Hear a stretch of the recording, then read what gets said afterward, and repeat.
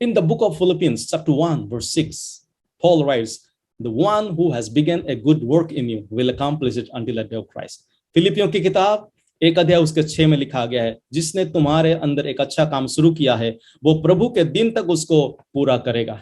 जो अच्छा काम प्रभु ने शुरू किया है वो ही पूरा कर सकता है।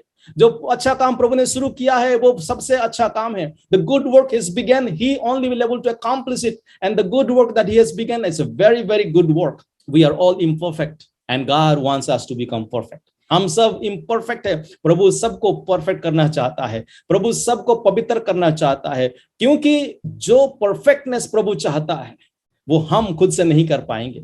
The perfectness that God wants and God is working, that we cannot do it by ourselves. Today one of the problems that we have is immaturity.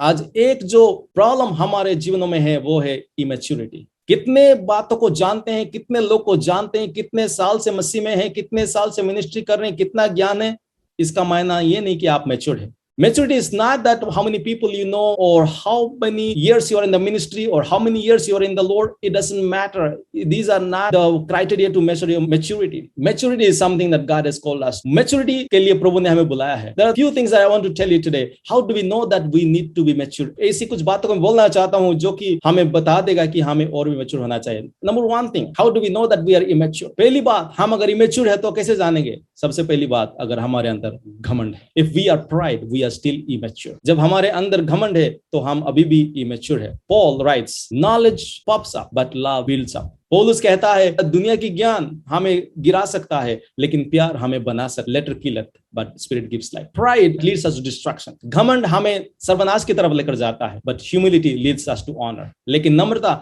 हमें आदर की तरफ लेकर जाता है. Pride is the attitude of Satan. घमंड शैतान की आदत है. अगर हम किसी भी बात के लिए घमंड करते हैं, घमंड के साथ रहते हैं, जब हम घमंड करते हैं और बोलते हैं, when we say I know it, don't teach me, we are acting like Satan because pride is the character of Satan. Use the Bible as a bridge to the culture, not as a barricade against it.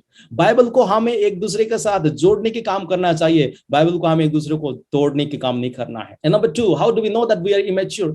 Truth without grace. सच्चाई कृपा के बिना. अगर हमारे अंदर दया नहीं है तो हम सच्चाई को बढ़ा नहीं सकते हैं. हम लोगों के बारे में सच्चाई जानते होंगे, वो ऐसा है, वो वैसा है, वो ऐसा है, वो ये करता है, वो करता है, लेकिन हमारे अंदर अगर ग्रेस नहीं है तो हम लोगों को बढ़ा नहीं सकते हैं, लोगों को हम दबा देंगे. When we know about people that this person has done this person is like this person like this, we have the truth, we have the information, but we need to have grace. Jesus came filled with truth and grace. One of the things I love most about Jesus is that truth is never separated from grace. And grace is never separated from truth.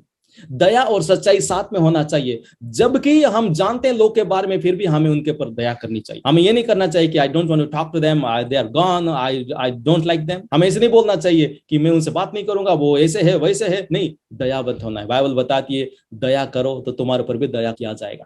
Bible says, be kind to others so that you will also receive kind. सच्चाई के साथ साथ हमें दया दिखानी है. दया हमें हर रोज दिखानी है, हर एक ऊपर दिखानी है. We need to show grace to everybody. Grace is the character of Christ. दया जो है प्रभु यीशु मसीह की चरित्र है.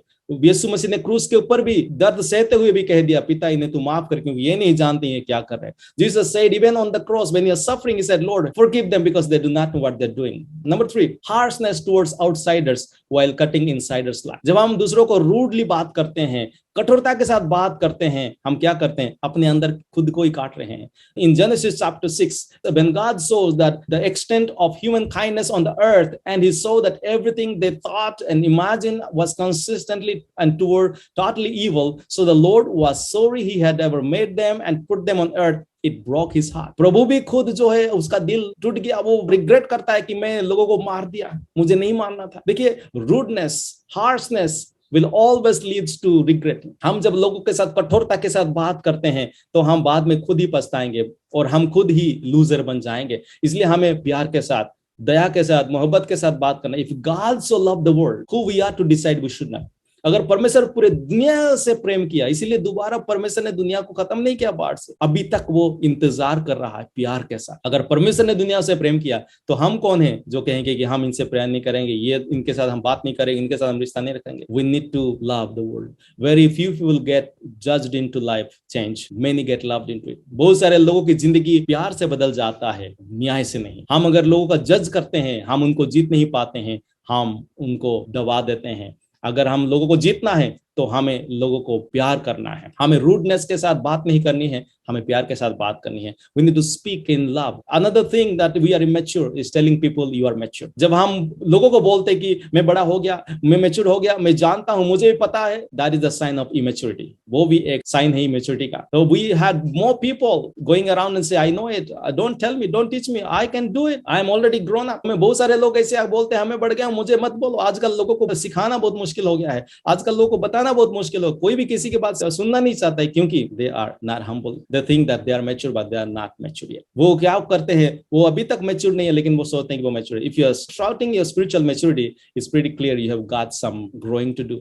अगर आप घमंड करते हैं कि मैं मैच्योर हो गया हूं, मैं बड़ा हो गया हूं, मतलब ऐसे कई बात है जो कि आपके जीवन में अभी तक होना चाहिए मैच्योर होने के लिए। मैं बहुत समय मैं भी सोचता था कि मैं भी जानता हूं मैं बड़ा हो गया हूं, मैं मैच्योर हो गया हूं, लेकिन पवित्र आत्मा ने मुझे डांटा और मैंने पश्चाताप किया और मैंने अपने आप को समर्पण कर दिया और प्रभु से कहा तू काम कर। Many times I also thought that maybe I am mature, but Holy Spirit told me that I need to humble myself to mature. How can we allow God to work in our lives, the good work He has started? हम कैसे प्रभु ने जो अच्छा काम शुरू किया उसको पूरा करने के लिए हमारे जीवन में हम उसको अलाउ कर सके। When you go to the hospital, when you go to the doctor, if you need to do surgery or need to do any treatment, will you go to the doctor and tell the doctor, I know this medicine, I know this thing, I know this procedure, please do it in this way, do it in this way, or he will just listen to what doctor says? अगर आप किसी doctor के पास जाते हैं, hospital में जाते हैं operation कराने के लिए हो या किसी इलाज करने के लिए हो, कि आप डॉक्टर को बोलेंगे मैं ये दवाई जानता हूं, मैं ये प्रोसीजर जानता हूं, ऐसे करो, या आप डॉक्टर के हाथ में समर्पित हो जाते हैं। आप अगर चाहते कि प्रभु आपके जीवन में काम करे, आप अपने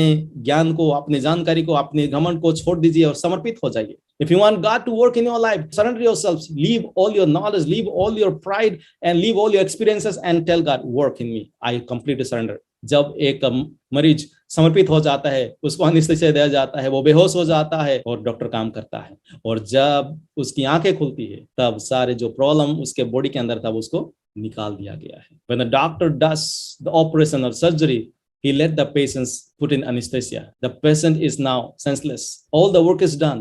The moment this patient open his eyes, he finds the problem that was in his body is gone. जब हम प्रभु के हाथ में समर्पित हो जाएंगे और हमारी आंखें जब खुलेंगे, ये है maturity.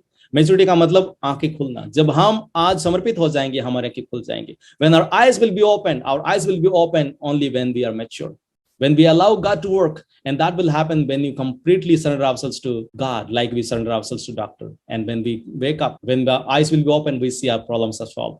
If you want to see your problems are solved, अगर आप चाहते कि आपकी परेशानियां खत्म हो जाएं, if you want to see God to work in your life, अगर आप चाहते कि प्रभु आपके जीवन में काम करे, if you want to see you become perfect and mature, अगर आप चाहते कि आप परफेक्ट हो जाए और मैच्योर हो जाए, आप समर्पित हो जाइए। Today, submit yourself to the Lord, completely surrender, पूरी तरह से समर्पित हो जाइए। हमें हर रोज दया दिखानी है, हमें हर रोज प्रेम दिखानी है, हमें हर रोज लोगों की मदद करनी है, हमें हर रोज लोगों को उठाना है ना कि दबाना है, हमें हर रोज जो है लोगों से प्यार के साथ बात करनी है, हमें हर रोज पूरी तरह से समर्पित होना है। We need to submit ourselves daily, we need to show kindness daily, we need to love people daily, we need to lift up people daily, we need to surrender ourselves daily so that God will work and we become mature, ताकि प्रभु हमारे जीवन में काम करे और हम mature हो जाए। Lord bless and help us to become mature. प्रभु आपको बरकत दे और हम सबको मैच्योर होने के लिए बरकत दे।